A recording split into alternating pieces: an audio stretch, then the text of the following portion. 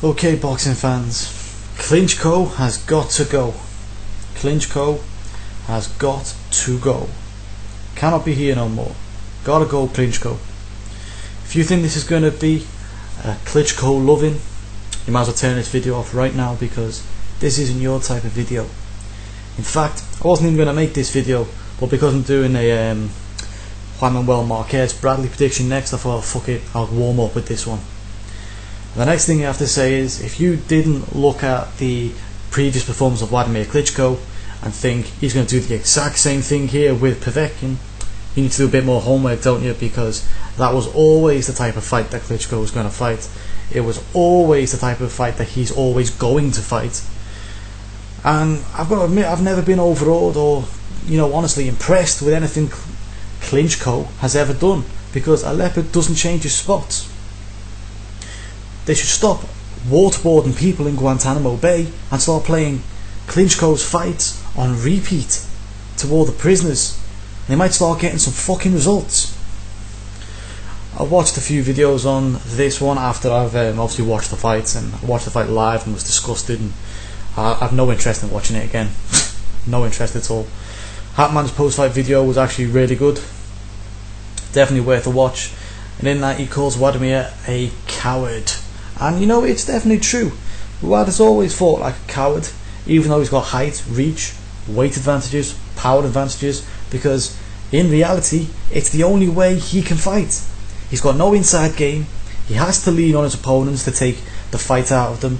He has to pull down on the necks to go get their punch resistance down, because that's what that does. When you pull down someone's neck, it makes your neck weaker, so that when you get punched in the face later on, it has a bigger effect.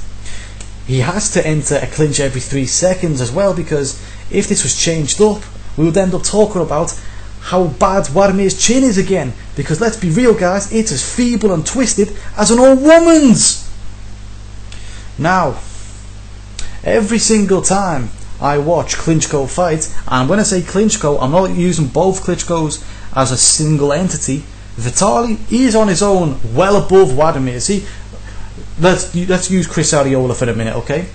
Vitali is up here. Vladimir is down here. And that's why Vitali is the lineal champion, because he has always been significantly better in every aspect than Vladimir. Now, don't talk to me about records. Records are for DJs. Don't give a shit about records. Put it like this, yeah? Deontay Wilder's breaking records, and I don't give a shit about him either. Leave it as that. You know what I mean? Deontay Wilder's got more first round... No, he's not. Deontay Wilder's got more knockouts than Edwin Valero. But I would much rather get in the ring with Deontay Wilder than I would with Edwin Valero. Even though Edwin Valero's now dead. When he was alive, that was. You understand? Leaving it as that. Every single time Vladimir Klitschko fights, I always think to myself, and everyone else thinks to themselves, I wonder what would happen if the referee actually followed the rules of boxing. Now, don't ever expect anything again from Luis Pavon. I mean, beforehand he had a history of allowing Klitschko to lean, push down on the neck, and generally use MMA moves on his opponents, such as Jean-Marc Mormec, an extremely small heavyweight and former cruiserweight. But he still needed, even though he had, let's be real, the power advantage, maybe even the speed advantage, definitely the movement advantage, the height, reach, every advantage in the book he had over Mormec, but he still needed to push down on his neck, to lean all over him, to chuck him on the floor. Why? I don't know. Maybe that's one thing that Klinchko will have to tell us personally, because I don't even think he knows. I think he just does it out of habit. The way you sometimes see those people who are kleptomaniacs stealing things when they don't need it. Klitschko is like that, except he don't steal, he just leans on you. He pushes you down. He's a leanomaniac. That's what we'll call him from now on, a leanomaniac. What a prick. Anyway, the referee basically in this fight totally ignored everything the champion did. Klinchko, illegally. You forget everything that he did illegally. And I'm honestly struggling to think of a worse refereeing display in the last 10 years. Maybe even 20 years. But going past 20 years, we're starting to get a bit further back before I was really watching boxing, because I'm only 24. You understand? Last 10 years I can't think of a single referee in display that was worse. I've seen a lot of boxers get disqualified for doing the same shit less than Vladimir Klitschko was doing. You understand? A lot of people. Do you want me to give you an example? I'll give you a good example. Who was the guy who just beat Adil Anwar? He's got a loss, disqualification. Guess what for? Persistent holding. True. Anyway, let's move on from that. Now what I find is unbelievable is that there's some people who are actually defending Vladimir Klitschko's performance. And I mean, how can you literally justify 181 clinches, and these have counted clinches by the way, initiated by Klinchko, not by Povetkin, Klinchko. Now let's go back a month, okay? The boxing world was in uproar, right, when Ricky Burns got a draw against Ray Beltran. He didn't deserve it, I understand that. Yeah, let's just read some of the tweets that people were saying. Now one of them was from Natasha Jonas, who looked very bang-tardy on Sky by the way this past weekend, and she said it was a black eye for boxing. And I understand that. I know people were saying similar things about that. But the thing is, this Klinchko performance was probably more detrimental to the sport of boxing than every robbery of the past few years. And I'll even tell you why. And I don't condone robberies. I'm going to put that out there now. I do not condone them. Disagree with them all. No boxer in the world deserves to get robbed. Not even Klinchko. But you cannot argue that controversy sells. People go back and watch the fight again. Even people who didn't watch it go and watch that fight again. Can you tell me people who did not watch the Klinchko fight went back and watched the Klinchko fight? Because I can tell you one thing, I know a lot of people who didn't watch it and have no interest in watching it. It's true. Not only that, people get behind the victim of robberies. It's true. Their career sometimes, in fact most of the time, not all the time, most of the time, moves on. Okay? It gets slightly better. The Klinchko farce has turned casual boxing fans away from the heavyweight division, which if you're an actual boxing fan you will know is what was known as the glamour division, which is definitely not the glamour division anymore.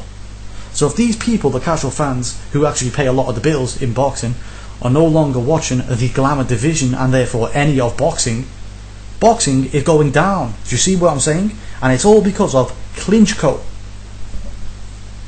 Anyway, now like I said, there is a saying in the heavyweight division in boxing: when the heavyweight division is good, boxing is in a good place.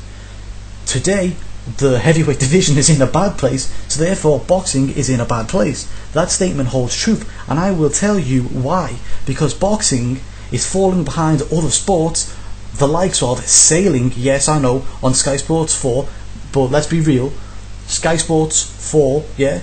What was the boxing on this weekend on? Box Nation. What was the other boxing on? Sky Sports 2. Wasn't even on Sky Sports 1.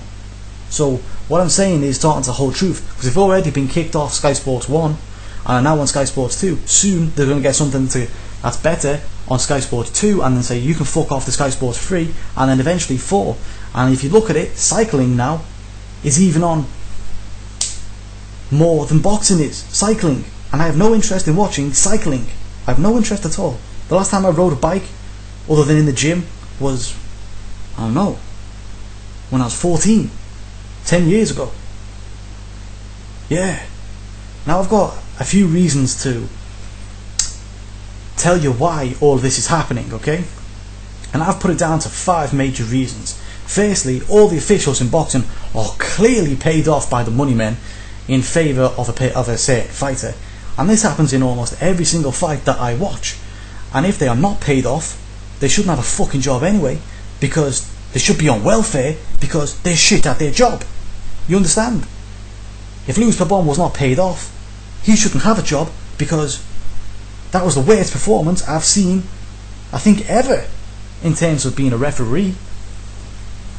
Number 2, promoters will not work together. They do not work with each other, which obviously means the best fights cannot be made. Cannot be made. Impossible.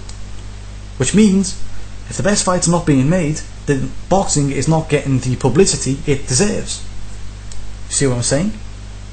Number 3, 90% of boxers are using performance enhancing drugs anyway, and therefore the media, well, the mainstream media, do not want to cover it. Now, if this was not true, why have they not used the 365-day a year biological passport that cycling has brought in? And I'll tell you why, because it's actually effective, and boxing doesn't want an effective drug testing thing, you know? Ooh, no, because that means people might actually get caught. You know what happened when Vardab came in? People started getting caught, and they didn't like that. We had people coming out with, you know, great stories like, Lamont Peterson, man, yeah, my name's Lamont Peterson, I beat Amir Khan. The referee wasn't too good in that fight, but I've seen worse. And you know, I've got a great story, I've got a great backstory, we can really sell that. Oh, but I'm also using steroids. Is that okay? No. Anyway, number 4, 75% of boxers refuse to leave their hometown.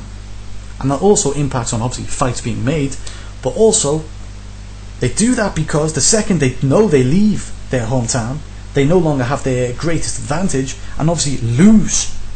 And that will show them as the cowboy boxer they truly are, which is not what the money men in boxing want to happen. They want to keep their cash cows winning, doing well. You know what I mean? They want them to do well, make the money, because if they don't and they start losing, the money starts to dry up. And lastly, and most importantly, the division that catches the imagination of all boxing fans is in such an awful state, with the lineal champion Vitaly Klitschko refusing to fight anyone based on his, his political career, that he knows if he loses a fight, his political career is over. You can't have a loser running a country. And then you got Wad Klinchko turning more people away from boxing than he brings in, and making sure that the likes of HBO and Sky have literally zero interest in showing any of the glamour division on TV. So thank you for that, Klitschko's. Oh, in fact, no, not Klitschko's. Klinchko.